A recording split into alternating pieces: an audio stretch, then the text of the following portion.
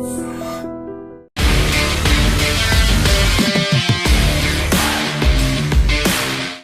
And welcome to the talking point with me Swapna. దేశ సరిహద్దుల్ని పటిష్టం చేసుకోవడం, పొరుగు దేశాలతో సంబంధాలు పెంచుకోవడం మీద భారత్ ఇప్పుడు కన్నేసింది. శ్రీలంకకు నేరుగా రోడ్డు మార్గాన్ని నిర్మించాలని ప్రణాళికలు సిద్ధం చేస్తోంది. దీంతో బహుశా మన హైదరాబాద్, విజయవాడ నుంచి కూడా నేరుగా కారులో శ్రీలంకకు వెళ్ళి వచ్చేయచ్చు. అసలు సరిహద్దు సమస్యలేమిటి, ఇంతకీ శ్రీలంకకు రోడ్డు వేస్తే లాభం ఏంటి, సైనిక పరంగా అమలు చేస్తున్న వ్యూహం ఏమిటి అన్న వివరాలు ఒకసారి చూద్దాం.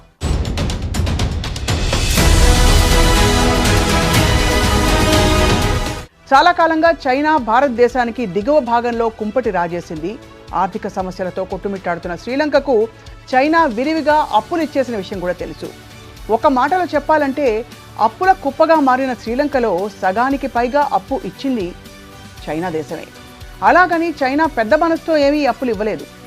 అప్పుకు ఏదో ఒక కండిషన్ పెట్టి తీర్చకపోతే ఏమి చేయాలనే దాని విషయంలో కూడా నికరంగా కాగితం కూడా రాయించుకుని, ఇంకా చెప్పాలంటే తనఖా పెట్టించుకుని అప్పులిచ్చింది. ఇక్కడ శ్రీలంక పరిస్థితులు ఓసారి గమనించాల్సి ఉంటుంది.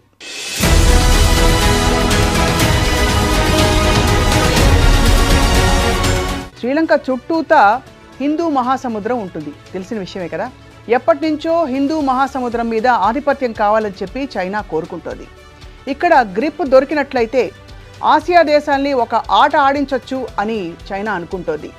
భారత్ సహా దేశాలకు ఐరోపా, అమెరికా దేశాల నుంచి వాణిజ్యానికి హిందూ మహాసముద్రమే ఏకైక మార్గం. ముఖ్యంగా శ్రీలంక పక్కన ఉండే జలసంధి మార్గాల ద్వారా సరుకు రవాణా జరుగుతూ ఉంటుంది.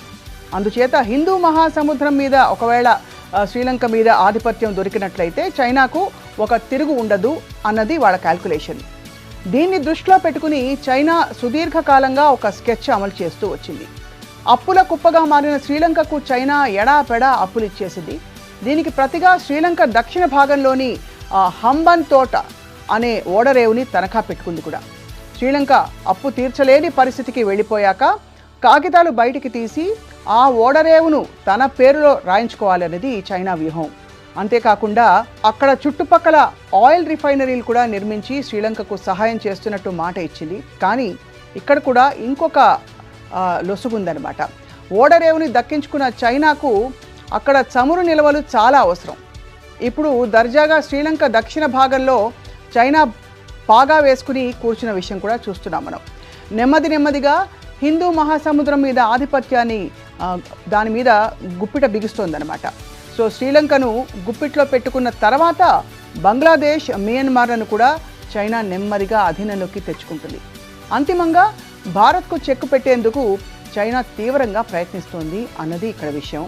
ఒక రకంగా చెప్పాలంటే భారతదేశానికి రౌండప్ చేసుకుంటూ చైనా ముందుకు వస్తున్న పరిస్థితి మనం చూస్తున్నాం. దీన్ని గమనించిన భారతదేశం కూడా ఇప్పటికే కొన్ని చర్యలు చేపట్టింది. కేంద్రంలో గత 10 ఏళ్లుగా ఎన్డీఏ ప్రభుత్వం అధికారాన్ని నిర్వహిస్తున్న విషయం చూస్తున్నాం. అంతకుముందు ఉంటే తెలుసు కదా, కాంగ్రెస్ ప్రభుత్వం కొంతమేర సోషలిస్ట్ విధానాలు కలిగి ఉండేది. అందుచేత అప్పటి ప్రభుత్వంతో చైనా కొంతమేర సానుకూలత చూపించేది. కానీ బీజేపీ నాయకత్వంలోని ఎన్డీఏ ప్రభుత్వం ఈ వైఖరికి పూర్తిగా విరుద్ధం. అంతేకాకుండా చైనాను ఆసియా ఖండంలో నిలువరించాలి అనేది మోదీ ప్రభుత్వం ఆలోచన అని మొదటి నుంచి చూస్తూనే వచ్చాం. ఎందుకు అని చూస్తే ఇందుకు తగినట్టుగా చైనాని వ్యతిరేకించే దేశాలతో భారత్ ఒక కూటమి ఏర్పాటు చేసింది. క్వాడ్ కూటమి పేరుతో ఏర్పాటు చేసిన ఈ గ్రూప్లో అమెరికా, ఆస్ట్రేలియా వంటి చైనా వ్యతిరేక దేశాలని కూడా చేర్చడం జరిగింది. దీంతో కొంతకాలంగా భారత్ చర్యల మీద చైనా కొంత కోపంగా ఉంది. ఈ పరిస్థితుల్లో శ్రీలంక మీద భారత్ కూడా కొంత ఆధిపత్యం సంపాదించడం చాలా చాలా చాలా అవసరం. సైనిక పరంగా, రక్షణ పరంగా ఆధిపత్యం అంటే చాలా తలనొప్పులు ఉంటూ ఉంటాయి. అందుచేత శ్రీలంక భూభాగం మీద వ్యాపార పరంగా ఆధిపత్యం సంపాదించడం మించి మరో మార్గం లేదని చెప్పి భారత్ తలుస్తోంది. సో ఇందుకు వీలుగా శ్రీలంక ప్రభుత్వంతో ఇప్పటికే సంప్రదింపులు మొదలుపెట్టింది. అలాగే చైనా గుప్పెట్లో చిక్కుకుని విలవయలాడుతున్న శ్రీలంక కూడా ఈ ఆఫర్కి కొంత అంగీకరించింది. శ్రీలంక నేల మీద పెట్టుబడులు పెట్టాల్సింది అని కోరుకుంటోంది. సో తద్వారా అప్పుల చట్టం నుంచి బయటపడొచ్చని కూడా శ్రీలంక అనుకుంటోంది. దీన్ని దృష్టిలో పెట్టుకుని భారత్తో భారీ ప్రణాళికకు తెరతీసింది. భారత్ శ్రీలంక మధ్య సముద్ర జలభాగం నెలకొని ఉన్న విషయం చూస్తున్నాం, తెలిసినే. అందుచేత విమానాల్లో మాత్రమే శ్రీలంక వెళ్ళడానికి వీలవుతుంది. కానీ పురాణాల్లో చెప్పినట్టుగా భారత్ శ్రీలంక మధ్య రామసేతు పేరుతో ఒక నిర్మాణం జరిగి ఉంది. దీన్ని ప్రాతిపదికగా చేసుకుని సముద్రంలో వంతెన నిర్మించాలని చెప్పి ఒక ప్రతిపాదనను సిద్ధం చేశారు. 2-3 ఏళ్ల క్రితమే ఇందుకు సంబంధించిన అధ్యయనం కూడా పూర్తయింది. ఇప్పుడు తాజాగా మూడోసారి అధికారంలోకి వచ్చాక ఈ వంతెన నిర్మాణాన్ని వేగంగా ముందుకు తీసుకెళ్తున్నారు. మన్నాడ్ ప్రాంతంలో ఇందుకు సంబంధించి 2 దేశాల అధికారులు కార్యాచరణ కూడా చేపడుతున్నారు. 2 దేశాల మధ్యన నిర్మాణం ఏర్పడినట్లయితే రోడ్డు రవాణా రూపొందించుకుంటుంది. అలాగే శ్రీలంకలో పరిశ్రమలు ఏర్పాటు చేయడం చాలా ఈజీగా అయిపోతుంది. సో భారత్ శ్రీలంక మధ్య వాణిజ్య సంబంధాలు దీంతో ఊపందుకుంటాయి. మరోవైపు శ్రీలంకకు టూరిస్టుల సంఖ్య కూడా విస్తారంగా పెరుగుతుంది కదా దీనివల్ల. అంతేకాకుండా అమెరికా, ఐరోపా దేశాల నుంచి వచ్చే టూరిస్టు కూడా భారత్ వచ్చి ఇక్కడి నుంచి శ్రీలంక వెళ్ళడానికి మార్గం సుగమం అవుతుంది.